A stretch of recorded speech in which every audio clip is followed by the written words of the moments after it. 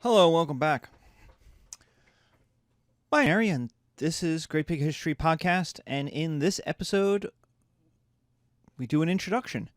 We kind of learn how to do Canvas for this class. So, if you're an old hat at Canvas, now that we've had a quarantine and we've been online for the last 18 months, you don't have to worry about this. This is a basic introduction to basically how to use Canvas. If you have never used Canvas before, then this is for you. This will show you what it looks like. This will show you how you interact with it. And this will show you the different pieces. So we start with logging on. The way you log on, and it's in my syllabus, but the syllabus is on the syllabus is on Canvas. But the idea of logging on is you go to my.camdencc.edu. That's my.camden, as in the county, CAMDEN, CC, one word, camdencc.edu.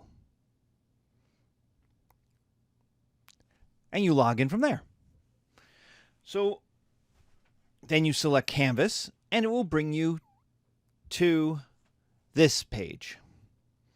So you will have your account, your dashboard, which will have all your classes, the courses you are currently logged into, your calendar of events, your inbox, which is your email. This is how you're going to contact me right here.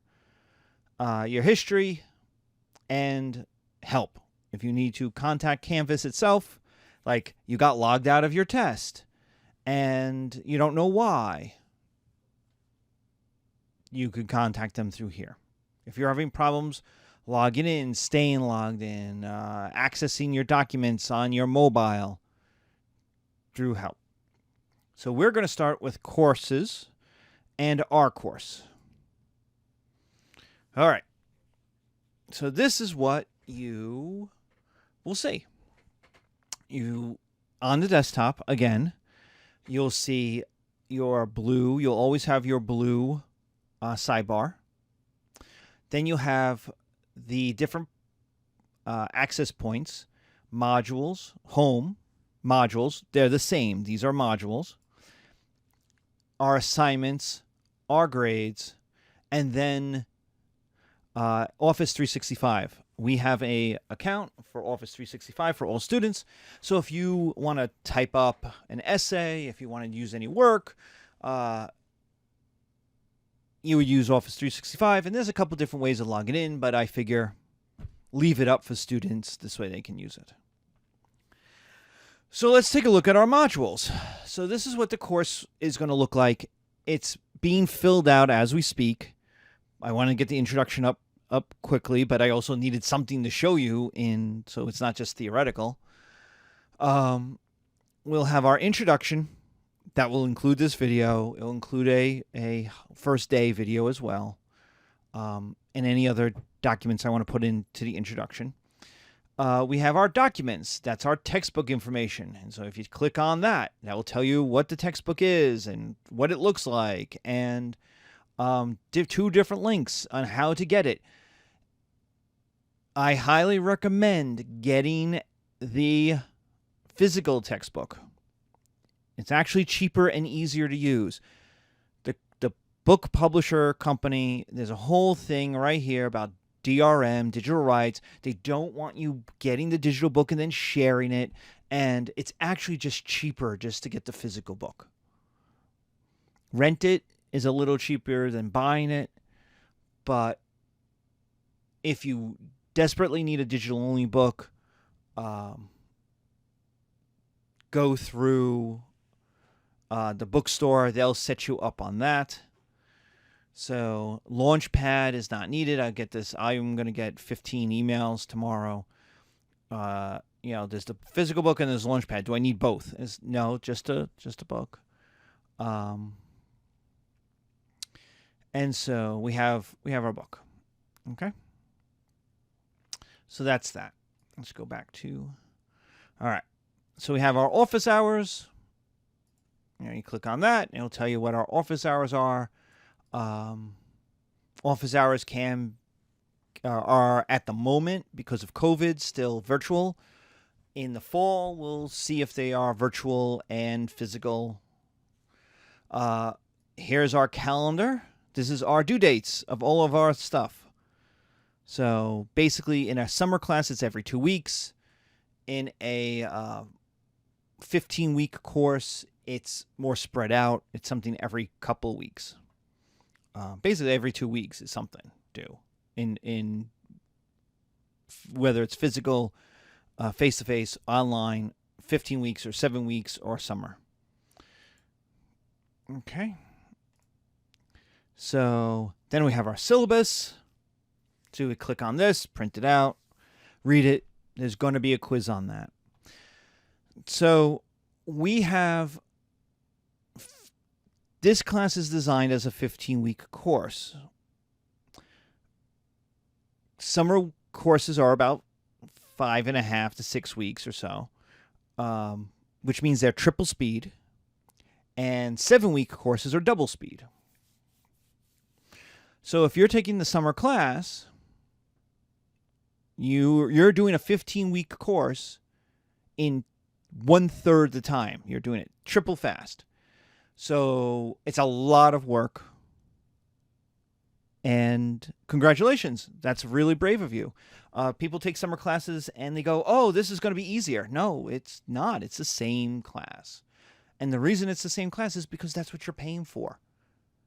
You didn't pay for easy class. You didn't pay for doesn't count class. You didn't pay half price for the class. You paid for the class. You paid 3 credits. And what 3 credits mean, you may not know. I didn't know. There is a legal definition that the Department of Education has in law of how much work is a 3-credit class. And it's 135 hours. It's 45 hours of in-class time and 90 hours of homework. That's what when you buy a 3-credit course, that's what you're buying. You're buying 135 hours of work. 45 hours with me in lecture, in discussion, in lab, in me talking, in you presenting, that kind of thing. And then another 90 hours done at home, done on your own. So when people say, oh, his lectures are a lot, dude, you paid for 45 hours. That's what you paid for. I'm sorry you don't like that, but that's what you paid for. I am giving you what you're paid for. This class is what you're paying for.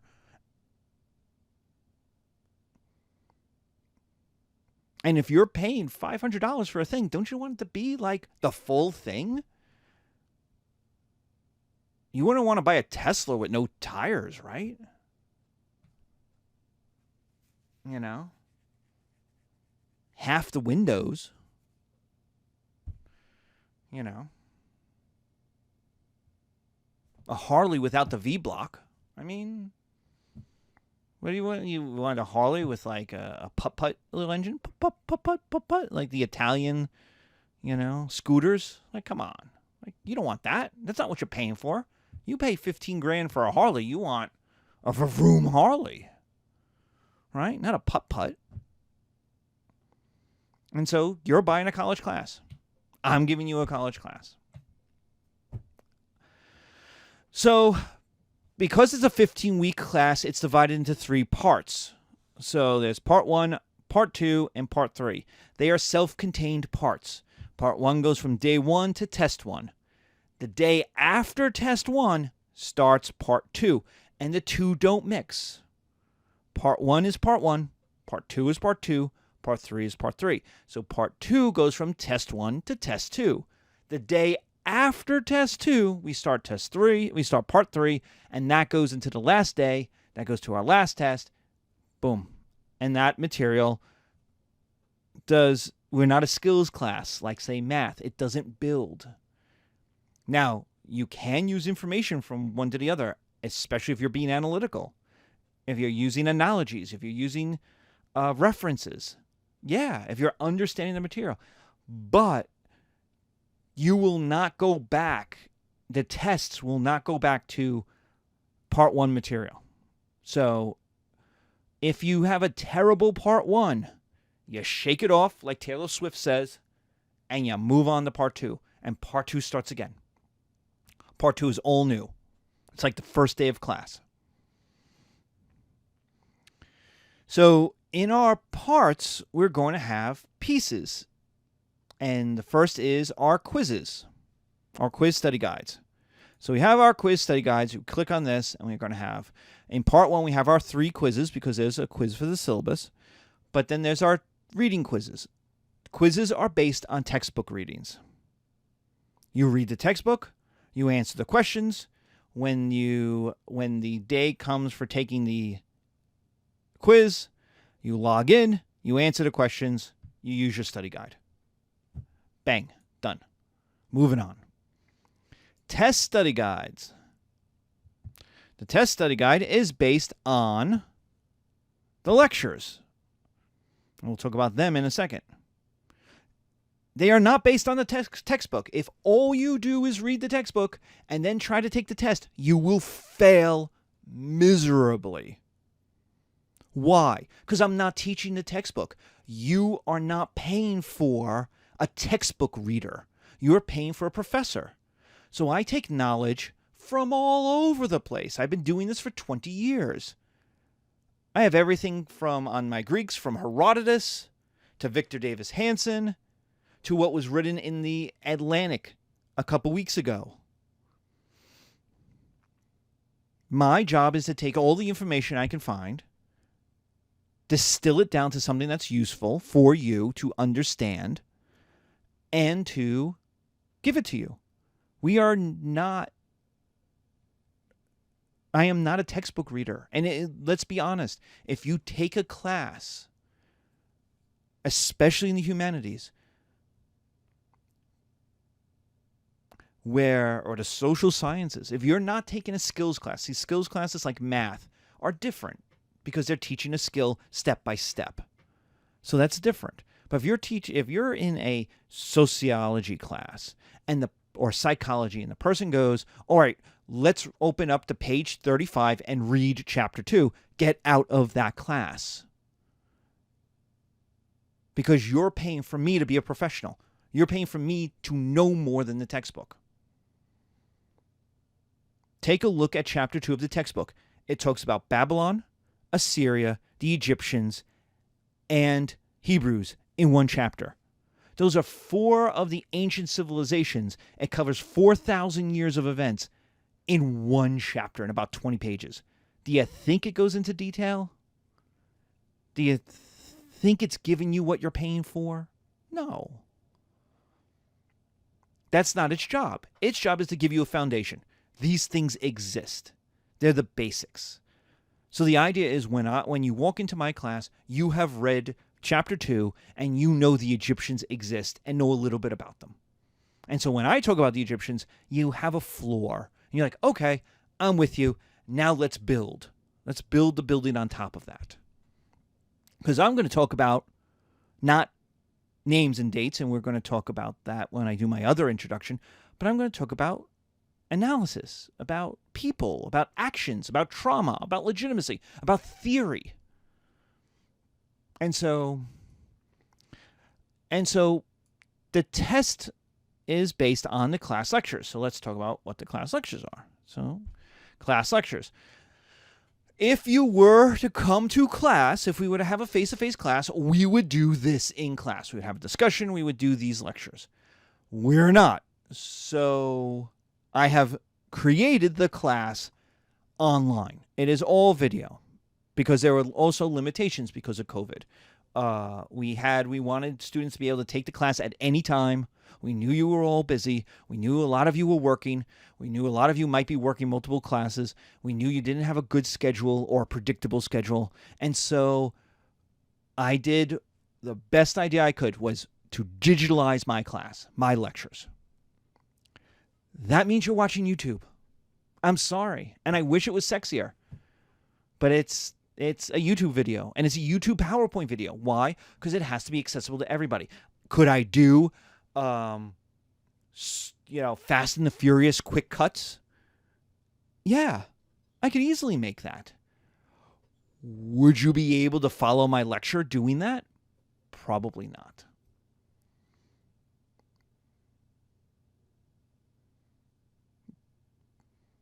Would it be cool to have Jordana Brewster and Ving Rhames blow up the Great Pyramid of Khufu? Yeah, especially with the free music I would put underneath it and the sound effects. But would that explain the situation to you? No. So, this is the lecture. Distilled, and it's all of its different parts. So this is part 1. This is the first 5 weeks of class. So we have nomadic, we have Mesopotamia, Babylon, we have warfare in Assyria, we have the Persians, and it goes on. There's about 10 lectures, and the reason why there's 10 lectures, or about 10 lectures, is because there's about 10 classes in the first 5 weeks, right? There's 2 classes a week. Right? Remember, we have to have one that's an introduction. So, and each of those classes are 75 minutes. Now, none of these videos are 75 minutes. I think the longest gets in around 60, but our classes are 75 minutes. 2 times a week. That's the 3 credits, right? 3 credits is 3 hours a week in you and me time. We date every week for 15 weeks for 3 hours. And some of you will be like, that's awesome. And some of you will be like, I can't stand him anymore. Just like every other person you dated. You spent time with them, and either you wanted to spend more time with them, or you wanted to spend a lot less time with them. And I totally understand. It's okay. So that's where we are, class lectures. So part 2, as I populate this, as I'm making this as a brand new course, you are getting a brand new version of my History 101 course. You're getting like version 5 or version 6 of this. Constantly updating, But we'll get part 2 and part 3 will be the same. So quizzes are based on textbook readings. Tests are based on class lectures, and then I give you the class lectures. Done. So what else have you got? You've got your view course stream. I don't really know what that is because I don't have that as a professor. So messages. I have to put announcements up here so that you could get an announcements. Announcements will be the number 1 way I contact you. So I'm going to log out. I'm going to see if it's up, just so you can see this. Hello. Welcome back. Thank you for waiting. So I've made an announcement. I just made a filler so that it would pop up. Hello. And the announcements are the number 1 way I contact because I can send it to everybody. I don't have to send an email specifically to each person and type in their names. If I plop up an announcement, everybody in the class will get it. So reminders and information and things I want to share go in announcements. You get your view course calendar. This is where things will be due once I make them. You have to understand this. I had a lot of students, they freaked out. They're like, oh my God, there's no quizzes are due. There's no tests. Do we not have any tests? Yes, we have tests. Why do we have tests? Because they're in a module called calendar right here. Don't freak out, right? There they are. That's the due dates. There they are. What this is a graphical version of your stuff that's due. But it can only be populated in here once I make the test. Like, I don't know about you, but how often do you do your job that's due 6 weeks from now today? Right? That's what this does. So I have to make the quizzes. I've already made the quiz 1, quiz 2, test 1, right? And the syllabus quiz. Just so you don't freak out and you have stuff. So part 1's done. But the idea is it will be there. Don't worry. But use the module. Keep your own calendar. You'll be fine. But this is a graphical version of it. But it only gets populated when professors physically create, like literally create the test in Canvas. It doesn't get created before then. And sometimes we've got other things to do than worry about putting the final up on a graphical calendar. Right? I give you the calendar here. You'll be fine. It's there. I trust you. Course notifications. Again, I don't really know what this is. This might be, you have to set your notifications. I guess this is the announcements and when things are due. I don't know. But then you have your to-do list. And your to-do list is your reminder of all the stuff that's basically in the calendar over here, in the graphical calendar coming up.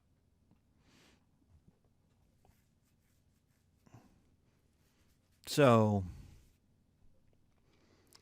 when you say, oh, I didn't know something was due, well, there's a problem with that because there's the calendar here, the module calendar, which has all the due dates and is available on day one. There's the graphical calendar, which will always be updated before stuff goes live. And we'll talk about that in a second. And then there's your to-do list, which is always here reminding you you've got stuff to do.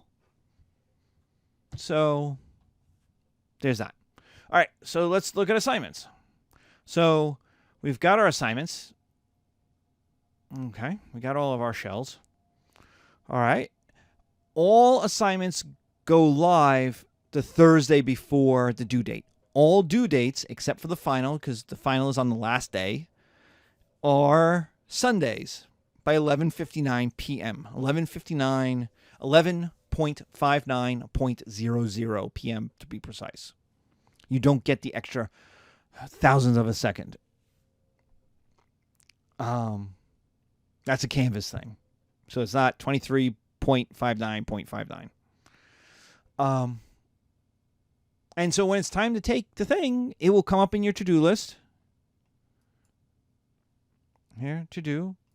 Let's go. We'll take the syllabus quiz. Right? It's locked. It will become available on the Thursday.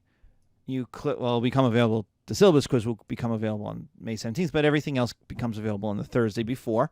You click on it, and it will ask you, are you sure you want to take the test? And you say yes. So again, this is another like, I clicked on it accidentally. No, you didn't. Because to get to this point, you needed to go home, then to click on the syllabus quiz, then to click on the quiz, to take the quiz, then to click on the are you sure that you want to take it? And then you got in. So, you know, you may want to bail on the test or the quiz, but you wanted to take it. And then you'll get to the end. You'll take your quiz one question at a time. You could go back and review. But once you're done, you click on the submit button. It will ask you, are you sure you want to submit? And you say yes. Quizzes, you'll get 30 minutes. Tests, you will get 60 minutes. That's how that rolls. That's plenty of time. It's way more time. It's so much more time than you need. And then you go to grades. And grades, it will tell you what you're doing. Now, there's a couple things with our grades. We dropped the lowest quiz grade.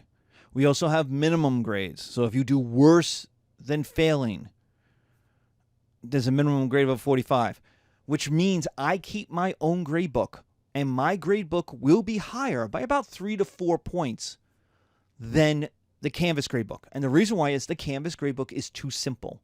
It can't do the complicated math of dropping grades, of having minimum grades that I needed to do. So because of that, I have my own grade book. And I will always remind you, but you should know that what you see is not your official grade. What you see what I have is your official grade. Now, what I have will always be higher than what Canvas has because we drop a grade. We have minimum grades. So my grade book, it might be 1 point because if you have all of your grades are like 79, 80, 81, 78.5. Well, there's not a lot of variation in that average. So it might be 1 point.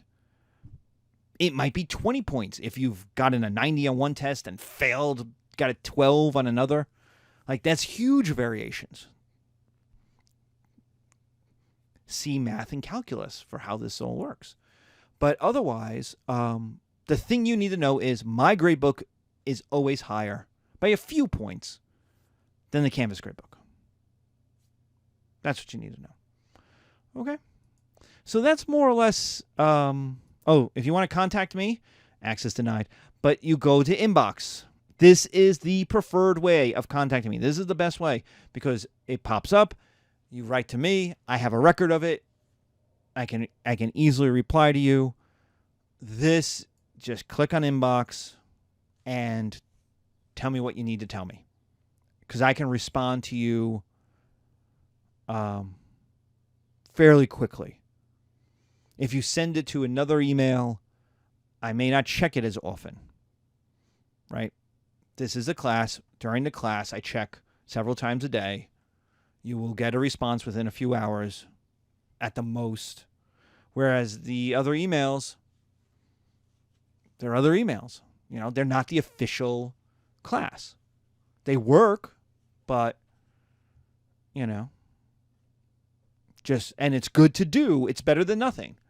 But the best way is to either get the desktop or get the iPhone or Android app. And if you get the app just to be able to do the inbox because there's a big button. The apps are basically not for you to take the class. The apps are really for you to just email the professor. So that's how the apps work. It's better on a desktop or a laptop than the app to use the class. But if you want to email, it's perfectly fine on the apps. And that's basically where we are. That's basically Canvas. It's not that hard. If you have an essay test, I should bring this up. If we went and we took an essay test, it would give you the question and then it would give you a big box. You would put your answer in that big box. You could either type it into the big box or you could copy paste it because you'll have the study guide beforehand. So the idea is you should have made an essay. You should have prepped your essay beforehand rather than the day the essay happens. And so you would just enter it into that box. I can't show you that because I don't have any tests due. So sorry. But the idea is just to show you how Canvas works. So I hope this is helpful. Oh, one more thing. We've been banging around Canvas, clicking on stuff. Every time you click on something, it's logged. And I have access to that log. So we went to text information. We went to office hours. We went to calendar. We spent 20 seconds here. We spent a minute there. You know, we went looking at different things, right? All of that's logged. So you can't lie to me. And you should know this from the beginning because students, for whatever reason, just loved lying. I get people love lying. We're lying liars. Like, if you've ever met a child, you know, the people go, oh, children are so innocent. Have you ever been in a kindergarten? You don't hear one tale of truth at all. Who spilled the paint? You'll never know. Everybody lies, right? Or they tell way too much truth. My mom feels like she likes to call my grandmother. And like, I don't need to know that. But the idea is, if you tell me something, the first thing I'm going to do is check your log.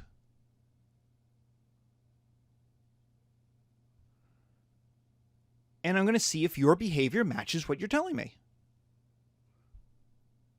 And I don't think students know this, and this is why I want to tell you, because I want transparency. I want everyone to be honest with each other, because that's how the class works. It only works with honesty.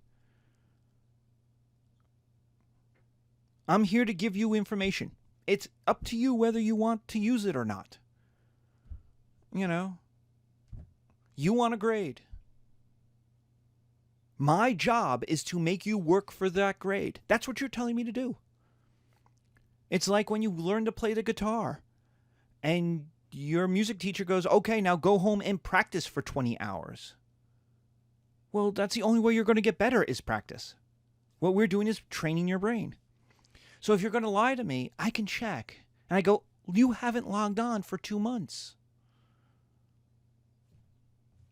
I can see. I can see you haven't looked at any of the study guides. I can see you haven't looked at any of the class lectures. I can see this stuff. So I want you to know that every time you click on a thingy, it's logged. It's logged. And I can see it. So I'm like Santa Claus. You know. I know when you're watching the lectures. I know when you've got the study guides. I know if you have logged out for way too long. So be a good student, for goodness sake. That's what you're paying for.